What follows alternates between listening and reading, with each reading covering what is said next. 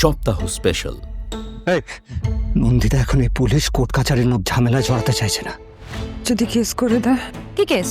যে সময় দিদি হয়েছিল সেই সময় নাকি শ্বশুরমশাই এখানে খুব একটা থাকতেন না। আজও ফ্যামিলি মাইরি। কি হয়েছে রে তোর পলু? ডিএনএ টেস্টে নিয়ে খুব চিন্তিত। টেস্টের কথা পরে ভাবা যাবে, আগে তো জানতে হবে আমার বাবা যদি আমার বাবা না হয় তাহলে আমার বাবা কে।